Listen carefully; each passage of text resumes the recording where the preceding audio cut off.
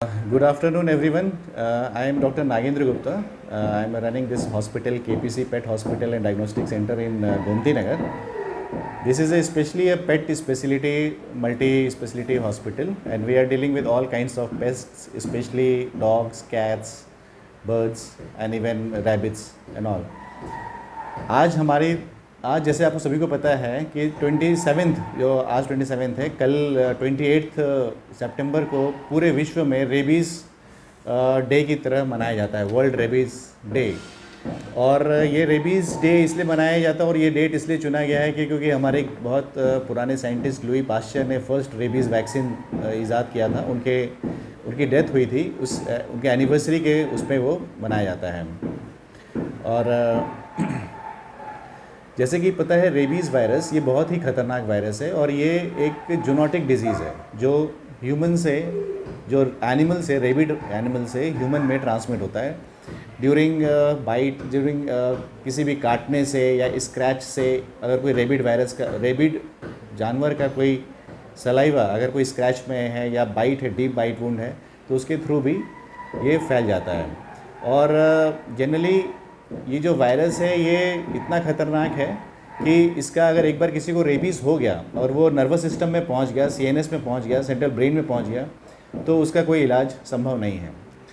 तो इसमें ये सबसे इम्पॉर्टेंट चीज़ है कि हम इसको कैसे बचाएं। जिस रेबीज़ वायरस के बारे में कुछ बताना चाहूँगा कि ये क्या है। ये वायरस ये एक सिंगल स्टैंडर्ड आरएनए वायरस है जो लाइसा जीनस के अंडर में आता है, रेप्डोवायरिडी फैमिली के अंदर में।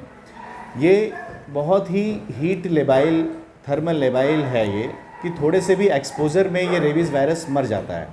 तो अगर हम ये जानना इसलिए ज़रूरी है कि ये वायरस कितना लेबाइल है, कितना ख़तरनाक है, क्योंकि अगर हम उसका प्रिकॉशंस हम कैसे कर पाएंगे कि कैसे हम इसको मार सकें।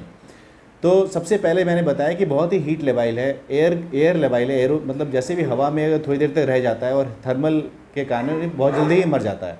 तो जैसे ही बाइट हो, अगर सबसे मैं ये कहना चाहूँगा कि अगर कोई भी एक्सपोजर होता है, चाहे स्ट्रीट डॉग से हो, इवन योर पेट एनिमल से अगर बाइट होता है, तो सबसे पहले ये करें कि उस जगह को अच्छे से रनिंग वाटर में अच्छे से उसको धुलें।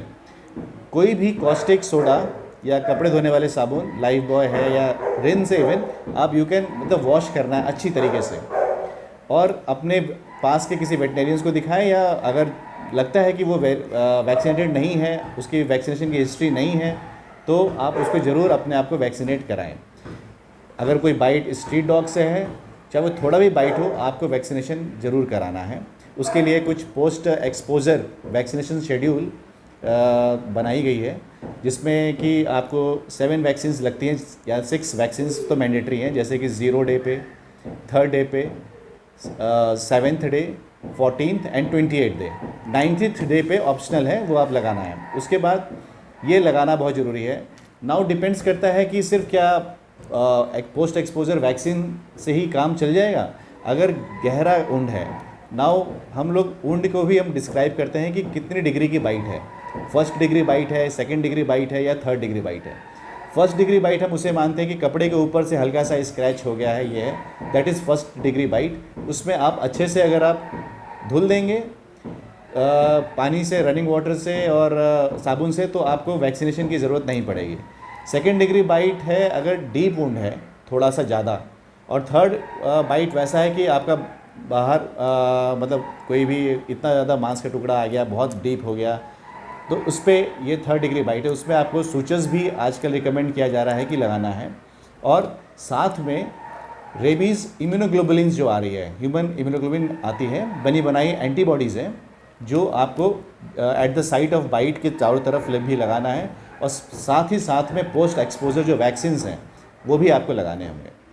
तो इस तरह के ये आप कर सकते हैं। दूसरा मैं ये बताऊंगा कि जो प्रोफेशनल्स हैं, जैसे कि हम वेटनेरियंस या एनिमल टेकर्स, और ये हम लोग भी अपने आप को वैक्सीनेशंस करते हैं, that is called pre exposure immunization. हम लोग प्रिवेंशन के लिए कर रहे हैं कि अगर कोई हम लोग हैंडल करते हैं, we are most expose to all dogs and all, पता नहीं रहता है कि कोई वैक्सीनेटेड है कि नहीं, तो हम लोग अपना वैक्सीन्स, आजकल जो रिकमेंडेशन है वो 2 वैक्सीन्स की है, 0 डे पे और 7th डे पे। देन ईयरली हम लोग को टाइटर कराना होता है, एंटीबॉडी टाइटर, कि कितना एंटीबॉडीज़ बनी हुई है। अगर नहीं बनी है देन वी एवरी 3 ईयर्स ये रिपीट करना होता है वैक्सीन। तो ये रिकमेंडेड है। और अगर हम पेट पेरेंट्स के लिए हम ये बताना चाहेंगे कि जो डॉग्स पाल रहे हैं या जो कैट्स पाल रहे हैं, तो उनके लिए भी एक सारे वैक्सीनेट कराएं अपने डॉग्स को नियरेस्ट वेटनेरियंस के पास ले जा करके। उनका भी एक शेड्यूल है, प्री इम्यूनाइजेशन शेड्यूल है, जिसमें जो भी डॉग्स, पेट्स, कैट्स जो भी हैं वो first vaccine at the age of 8 weeks of age पे लग जाता है। देन सेकेंड आफ्टर 1 मंथ आप उसका बूस्टर लगाते हैं। देन एवरी ईयर मैंडेटरी है, क्योंकि जो इंडिया है और ये जो कंट्री है, एशिया कंट्री जो भी है, इंडियन जो भी है, इसमें ये एंडेमिक एरिया है, तो इसमें गवर्नमेंट की तरफ से रेगुलेशन है कि not every 3 years, every years आपको वैक्सीनेट अपने पेट्स को करना है। और सबको मैं ये भी सलाह दूंगा कि जो लखनऊ सिटी में रह रहे हैं और जो नगर निगम के एरियाज़ में है, वो अपने पेट्स का लाइसेंस भी लें। लाइसेंस बनवाना भी मैंडेटरी हो गया है। तो ये लाइसेंस भी तभी बनेगी जब आपका पेट प्रॉपर इम्यूनाइज्ड होगा।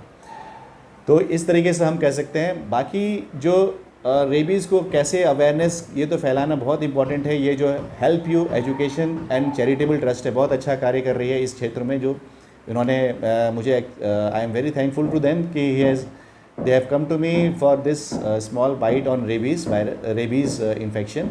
तो इसमें ये भी है कि जो how we will control the rabies virus और rabies disease from the society. तो उसमें मेन है कि वी शुड जो control the population of street animals. तो ये हम लोग बहुत सारे नगर निगम और भी कई ह्यूमन सोसाइटी और कोई भी कई NGOs वर्क कर रही है कि स्टरलाइज करने का कार्य, जो हम पॉपुलेशन कंट्रोल करें जो स्ट्रीट डॉग्स की। तो स्टरलाइजेशन का प्रोग्राम चलता है। हमारे हॉस्पिटल में भी हम लोग स्ट्रीट एनिमल्स का इलाज कर देते हैं। डैट इज़ सिर्फ मेडिसिन कॉस्ट पे, we don't charge any fees. तो इसमें भी आप लोग यहाँ पे भी KPC pet hospital diagnostic centre जो गोमती नगर में है, यहाँ पे आकर के आप स्ट्रीट्स को भी आप इलाज कराइए। वैक्सीनेशंस भी हम लोग कल का डेट है, तो कोई भी स्ट्रीट लाएंगे हम लोग फ्री ऑफ वैक्सीनेशन हम एंटी रेबीज़ का भी करेंगे इसमें। तो ये आप कर सकते हैं। तो कंट्रोल ऑफ द पॉपुलेशन है। और कहीं भी मतलब ये सब चीज़ें हैं, अगर हम इस तरह कंट्रोल करें तो हम रेबीज़ जैसे डिजीज से हम बच सकते हैं।